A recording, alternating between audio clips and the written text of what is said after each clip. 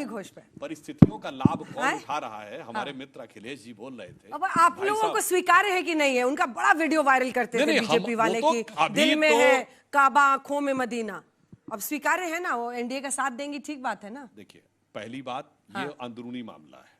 किसका? तृणमूल कांग्रेस का। दूसरा, अरे भैया हम तो कह रहे हैं काबा और मदीना की कहने वाले लोग जो हैं, अगर उनके मामले में उनका हृदय परिवर्तन होगा तो वो अपनी वास्तविकता पे आएंगे। अब दिल से पूछ लीजिए।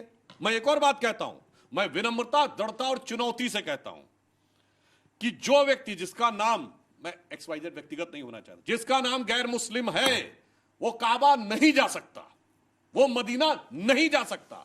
राहुल गांधी जी या लाख कह लें, वो जितनी बातें यहां कर लें, वो नहीं जा सकते वहां पर, चाहे सयानी घोष हो या कोई भी हो। तो हकीकत तो यह है कि वो राजनीतिक था। अब किसी को वो तो था दिमाग से, अब क्या होगा दिल से या समझ में आएगा। मगर मैं एक बात जरूर कहना चाहूंगा, कांग्रेस ने देखिए आपदा में कैसा अवसर ढूंढा है। अब ये चर्चा आ रही है कि भाई ममता जी वापस ज्वाइन कर लें कांग्रेस। तो आपको याद हो, हम पे तो आरोप लगा रहे हैं, इनका तो पंचमढ़ी का अधिवेशन हुआ था ना, अकेले चलेंगे। जैसे डलहौजी ने राज्य हड़प की नीति अडॉप्ट की थी कि भाई हम कह देंगे नहीं नहीं, इनके उत्तराधिकारी को हम नहीं मानते, हमारे में आ जाओ। अब कांग्रेस ने मौका देखा है कि जो जो क्षेत्रीय दल अलग हुए थे, अशोक गहलोत जी का बयान आया है कि भाई वापस आ जाओ, राहुल गांधी जी का नेतृत्व उठा लो। तो वैसे ही पॉलिटिकल पार्टियों को हड़प करने की नीति आज अंग्रेजों की विचारधारा के जो एक प्रतीक रह गए, वो कांग्रेस करने का प्रयास करे। इनको उत्तर देना चाहिए कि भाई ममता जी मिली है सोनिया गांधी से, तो क्या पकड़ा है? ठीक है, दो सवाल है, सवाल सुनिए, सवाल है, दो सवाल है। एक तो ममता बनर्जी 2 बार मिली सोनिया जी से, उसके बाद अभिषेक बनर्जी राहुल गांधी की मुलाकात हुई, तो क्या किसी मर्जर पर बातचीत चल रही है? दूसरा, ये तो राहुल गांधी जी ने कहा था, चुनाव के पहले कहा था, वो वीडियो भी बीजेपी ने खूब वायरल किया क्योंकि उनको फायदा हुआ उनके बोलने से। उन्होंने ही कहा कि इतनी यहां पर नाकामी सरकार की रही है और इतना पोलराइजेशन हुआ, इतना तुष्टीकरण उन्होंने किया है जिसकी वजह से बीजेपी जीतती हुई दिखाई। तो राहुल जी ने तो पहले ही बता दिया था कि बीजेपी वाले जीत रहे हैं। आपके पहले प्रश्न का उत्तर है जी कि अगर कोई कह रहा है कि जो लोग कांग्रेस से अलग हुए हैं कांग्रेस में आने का समय है, आ जाए, ये तो एक राजनीतिक बात है। लेकिन दूसरा तो लूट रहा है ना। हम तो अपील कर रहे हैं भाई आपकी स्वेच्छा, ये अच्छा समय है, आप लोग विचार करो। हम तो एक पॉलिटिकल बात कर रहे हैं, एक संदर्भ में बात कर रहे हैं। हम सत्ता में बैठ करके, और आप क्या कर रहे हैं? लूट रहे हैं, जबरदस्ती परेशान कर रहे हैं, लोगों के ऊपर दबाव डाल रहे हैं, खरीद फरोख्त कर रहे हैं। पूरा देश बेच करके सांसद विधायक सरकार खरीदने में आप सारा पैसा, सारा खर्चा लगा रहे हैं। दोनों में ये अंतर है। दूसरी बात आपने कही, राहुल जी ने कहा था हमारी 2 दल हैं, दोनों की विचारधारा अलग है, दोनों अलग लड़े। हमने बताया कि सत्ता में इनकी कमियां क्या हैं, लेकिन इसका मतलब ये नहीं, हम लोकतांत्रिक तरीके से हर किसी को कहने का अधिकार है। तो आप दिल्ली की सरकार में हैं तो आप लूट लेंगे, उनके ऊपर हर तरह का जुल्म करेंगे, उनके सांसदों पे इस तरह से अत्याचार करके उनको अपने में मिलाएंगे। और क्या लोग समझ नहीं पा रहे हैं? क्योंकि बीजेपी को नीति नैतिकता चाल चरित्र से कोई मतलब नहीं, उसे सिर्फ पावर चाहिए। एनी हाउ, किसी की भी सरकार हो, कैसी भी हो, हमें संख्या बल चाहिए, हमें सरकार चाहिए। 12 सरकारें लूटी हैं जना जी इन लोगों ने हिंदुस्तान में चुनी हुई, 12 सरकारें। कितने सांसद, कितने विधायक खरीदे हैं, कितने हजार करोड़ रुपए लगे होंगे, सबको पता है कितने कितने पैसे में ये लोग विधायक सांसद खरीदते हैं। इसकी भी चर्चा सबको पता है। तो आप कह रहे हैं टीएमसी वाले सारे विधायक सांसद बिकाऊ हैं? कौन खरीद रहा, कौन बेच रहा है, सबको पता है। कोई पैसे से जा रहा है, कोई नहीं जा रहा है, कोई दबाव में जा रहा है, कोई लगाव में जा रहा है। बीजेपी कोई लगाव में भी जा रहा है, जो भी कारण हो। लेकिन आप अलोकतांत्रिक कृत्य कर रहे हैं सत्ता के शीर्ष पे बैठ करके। लेकिन जितना वो विरोध करते थे, मुझे तो यकीन नहीं हो रहा कि लगाव की वजह से जा रहे होंगे। देखिए, सुनिए सुधांशु जी, एक बात, इन्होंने जो भी बातें कही, ठीक है, आरोप प्रत्यारोप लगाया, मैं सिर्फ तथ्य बोलता हूं। भारत के इतिहास इतिहास में यदि सर्वोच्च न्यायालय के द्वारा प्रमाणित कोई मामला है जिसमें पैसा देकर वोट लिया गया, वो कांग्रेस की सरकार बचाई गई झारखंड मुक्ति मोर्चा रिश्वत कांड 1994, जिसमें सुप्रीम कोर्ट में बाकायदा निर्णय हुआ। इसमें कोई किंतु परंतु की गुंजाइश नहीं। दूसरा, 2008 जब न्यूक्लियर डील के मुद्दे के ऊपर कम्युनिस्टों ने समर्थन वापस ले लिया मनमोहन सिंह सरकार से, तो वोट फॉर कैश हुआ, संसद भवन के अंदर सबको दिखाई पड़ा। तो सबको पता है कि कौन किसके साथ क्या करता है। मगर मैं यह भी बताना चाहता हूं, आप तो ये कहने की बात कर रहे हैं, आपने तो 1980 में आते आते 9 सरकारें सीधे बर्खास्त कर दी थी कि आप लोकसभा चुनाव हार गए तो आपकी पार्टी को राज्य में रहने का सत्ता का अधिकार नहीं है। और डर की बात मैं कहना चाहता हूं, पता नहीं क्यों ये लोग अपने विधायकों को, सांसदों को डरपोक, लोभी, भ्रष्टाचारी क्यों ऐसा करते हैं, समझ में नहीं। अरे डर की बात है, आपने हिंदू आतंकवाद को लेकर कितने लोगों पे मुकदमे नहीं दर्ज किए? साध्वी प्रज्ञा सिंह ठाकुर के नाखून तक खींचे गए, उनके साथ क्या क्या हुआ? कोई टूट गया क्या? अमित शाह जी जेल में रहे, कोई टूट गया क्या?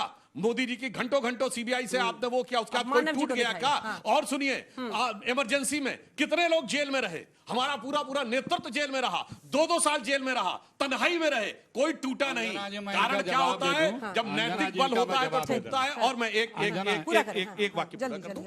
और देखिए, जो ये आरोप लगाते हैं, एक्चुअली में भ्रष्टाचार में लिप्त होना इन लोगों की फितरत है, चाहे हमारी सरकार हो या इनकी सरकार हो। ये न्यायालय के द्वारा चार्जशीटेड होके इनके नेता पिछले 35 साल में, एक लोकसभा बताइए जब इन दलों के नेता ने कोई ना कोई जांच एजेंसी का चक्कर न काटा हो न्यायालय का।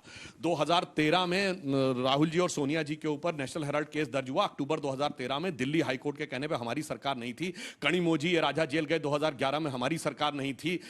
ये सुरेश कालमाणी जेल गए 2010 में, हमारी सरकार नहीं थी। शिबू सोरेन 2008 में जेल गए, हमारी सरकार नहीं थी। मुलायम सिंह मायावती पे डिस्प्रोपोर्शनेट एसेट का केस हुआ 2004 में, हमारी सरकार नहीं थी। करुणानिधि 2001 में जेल गए, लालू यादव 1997 में जेल गए, जयललिता 1996 में जेल गई। झारखंड मुक्ति मोर्चा रिश्वत कांड 1994 में हुआ। राजीव गांधी पे आरोप 1987 में लगा, 1990 में जाके एफआईआर दर्ज हुई। कहां थे उस समय मोदी शाह भाई?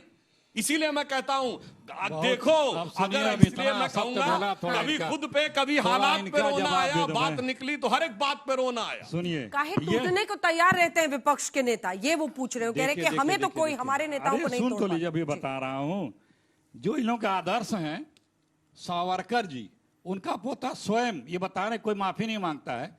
उनका पोता स्वयं अदालत में बता चुका है कि 5 बार माफी मांगे थे, जिस पे ये लोग गर्व करते हैं।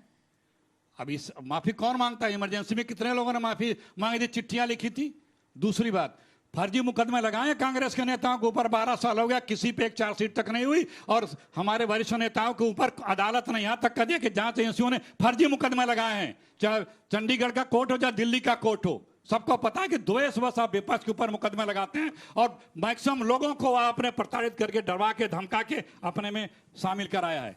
तीसरी बात, कांग्रेस की सरकार थी तो बराबर का रेशियो था, कोई पक्षपातपूर्ण किसी के ऊपर भेदभाव करके एजेंसियों ने कार्रवाई नहीं की थी। 51, 59, 49% लोगों के ऊपर मुकदमे हुए थे। लेकिन आपके हुकूमत में आपने ही पार्लियामेंट में बताया है कि ईडी, सीबीआई, इनकम टैक्स ने जितने मुकदमे लॉन्च किए उसमें 97% सिर्फ विपक्ष के नेता हैं, सिर्फ विपक्ष के। आप मत करो, बोलिए यहीं पे कि हाँ ईडी और सीबीआई की जांच होगी, राम जन्मभूमि के पैसे, चंदा, चढ़ावा घोटाले की जांच सीबीआई और ईडी से होगी। बोलिए, ये ऐलान कर दीजिए होगी। मैंने तो कह दिया 14 से पहले का एक बता दो जिसमें आपके नेता न गए हो। आप तब भी आप ही के 97% नेता जाते थे। यही तो हमारी, अरे यही तो मैं कह रहा हूँ, हमारे नेताओं पे आरोप लगा। हमने कहा कोर्ट से जाओ, अपना बात करो। सारे निर्णय कोर्ट से हुए, सरकार ने नहीं माना। आपने किसी एक के ऊपर आपने सारा भ्रष्टाचारियों को अपने में शामिल कर लिया और आपने 50 लोगों के भयंकर मुकदमे, हर तरह के मुकदमे आपने विड्रॉ किया।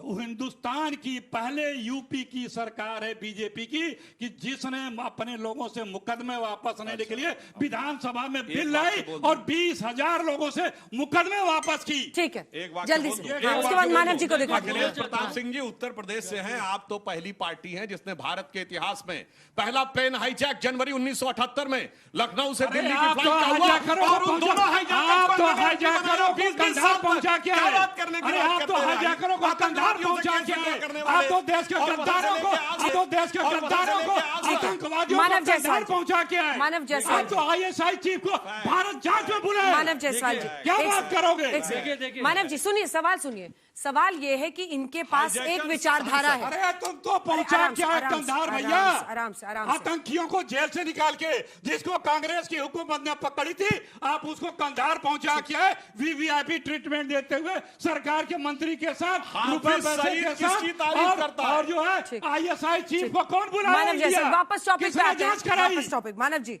आज बड़ा सवाल यह है कि इनकी एक विचारधारा है, वो विचारधारा इनके नेताओं को जोड़कर रखती है। क्या इस वक्त पर विपक्ष के नेताओं को यह समझ में आ रहा है कि विपक्ष में क्या विचारधारा का वो गोंद नहीं है जिससे वो चिपके रहे, एक पार्टी को पकड़े रहे या उसके साथ चले?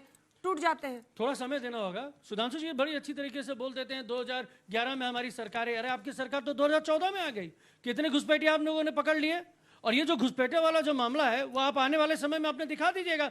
10-20 हजार ने जितने घुसपैठिए पकड़िए, अरेस्ट करिए, जेल में डालिए, जो करना करिए, लेकिन बताइए किसने घुसपैठिए भारत में घुसाए? क्या आपकी सरकार ने घुसाए या किसी व्यक्ति ने घुसाए? जहां तक दूसरी बात मैं बोलना चाहता हूं, सुधांशु जी बहुत सारे चीज गिना देते हैं। आपने जितने भी आपके कार्यकाल में जितने भी भ्रष्ट नेता हुए, जितने आपके प्रमुख ने जिनको भ्रष्ट बोला, जिनके वीडियोस दिखाए, आपने उनको रिवॉर्ड किया। आपने कौन से कोर्ट का पालन करा कि कोर्ट में तो केस ही नहीं पहुंच रहा है, तो कोर्ट का न्याय क्या होगा? तीसरी बात, जब आप बोलते हैं सुधांशु जी तो आप बहुत कुछ जानते हैं। 1980-70 में 1990 में जब आपने आतंकवादियों को छोड़ा, वो आपकी सरकार थी, आपकी सपोर्टेड सरकार थी वीपी सिंह की। जब हमारे कश्मीरी पंडितों भाइयों को मारा जा रहा था, आपने सरकार नहीं गिराई, आपने हमारे हिंदू भाइयों को मरने दिया, हमारे लोगों को कटने दिया। लेकिन जब आपकी रथ यात्रा रोकी गई तो आपने सरकार गिरा दी। बोलिए है कि ना है? अगर आपकी सरकार नहीं होती सपोर्ट वाली तो वीपी सिंह की हिम्मत नहीं थी। ठीक है। लोग चित्कार कर रहे थे कि सुधांशु जी, एक डायरेक्ट जवाब। फौज भेजिए, हमको बचाइए, हमको बचाइए। लेकिन आपके छोड़े हुए आतंकवादियों ने पूरे मस्जिदों से आवाम को तहस नहस कर दिया। ये है आपकी सच्चाई। हिंदू मरेगा नहीं तो आपको वोट मिलेगा नहीं। ठीक है। देखिए, लोग सत्य से किस प्रकार से मुंह मोड़ लेते हैं। जस्टिस गंजू की हत्या कब हुई थी? राजीव गांधी की सरकार में हाई कोर्ट के जज को मार दिया गया। लोया के बारे में बताओ, लोया के बारे में, लोया के बारे में बताइए, लोया के बारे में। आपने क्यों सरकार नहीं गिराई? वीपी सिंह की सरकार को क्यों नहीं गिराया? बोलिए, जवाब दीजिए।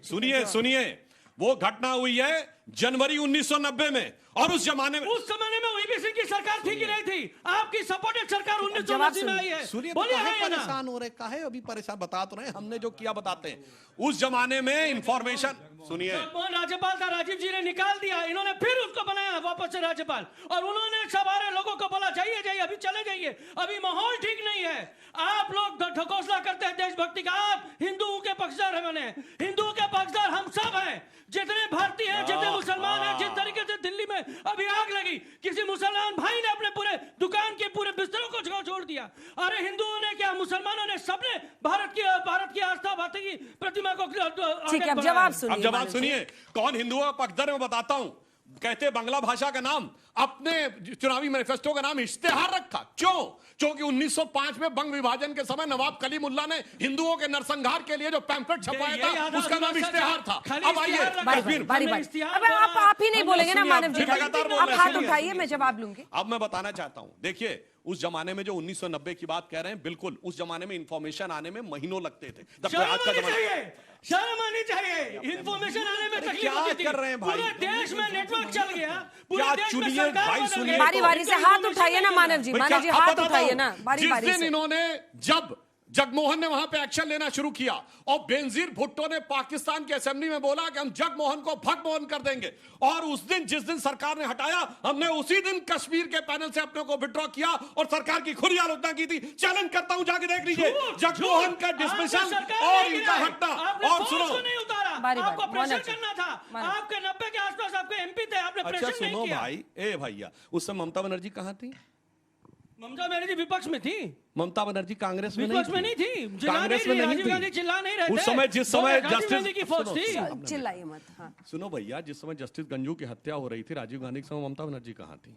विरोध में थी। 1991 में, जो उसके बाद अरे हम तो बोलिए, 1991 से हिंदू 93 तक बोलेगा नहीं, ममता तो बनर्जी आपको कहां वोट थी? मिलेगा बोलो। नहीं। तभी तो आप ममता 90 की बनर्जी बात कांग्रेस करिए में थी। ना। आप 90 की अब ये बात देखो करिए, कैसे हमारे दहाड़ दहाड़ पंडितों के को मारा चिंगार जा के रहा बोलते हैं, था। मगर उस समय आपने ममता एक बनर्जी व्यक्ति का कहां थी नाम पता लिया, नहीं। मगर एक बात मैं कहूंगा, हमारे सुनिए, सारे समुदाय हिंदू सुनिए। हिंदू कश्मीरी पंडितों भाई को बोल आपने लो। मरवाया है। मगर मैं इतना जरूर आतंकवादी कहूंगा, बनवाया है। आज के विषय पर भी तो आइए, आप लोग जानबूझ के मगर पीछे जा इतना रहे मैं हैं। कहूंगा, एक बात जरूर हुई है, बंगाल की शिकस्त ने देखिए आवाज को कैसे बदला है कि पहली बार तृणमूल कांग्रेस कह रही है नहीं हम भी हिंदू हैं, हम भी हिंदुओं के साथ हैं। हमने वरना हमेशा ममता बोला जी है, ने हमको ये सबका ममता जी ने वोट ये चाहिए। शब्द बोला था हमको सबका कि चाहिए, एक कम्युनिटी है। हिंदू हो, एक मिनट मुसलमान हो, सिख हो, चाहे ईसाई हो, आप बोलेंगे आपको मानव नहीं जी, चाहिए। मानव जी, चिल्ला रहे हैं भाई continue साहब। shout. ममता जी ने बोला था कि अगर हमारी सरकार नहीं रही तो एक कम्युनिटी चंद सेकंडों में इधर का उधर कर देगी। आज सरकार गए हुए आज एक महीने पूरा से ऊपर हो बंगाल गया जल रहा है, है। सब कुछ आज पूरा शांति है बंगाल जल रहा और है। आज ममता सारे बनर्जी जी की प्रताड़ित पार्टी हैं। के आज अस्तित्व पर वहाँ सवाल पे बना सारे हुआ के है। सारे जो गरीब व्यक्ति है वो प्रताड़ित है। अरे ये आपकी EVM सरकार है और सरकार अरे आई आज है ईवीएम और वो सारे पूरी तरह जल से गए। चलेगी भी। आज तो सारे EVM जल ईवीएम गया। सारे जल गए 4,000 बंगाल के के। ऊपर ईवीएम मशीन जल गए।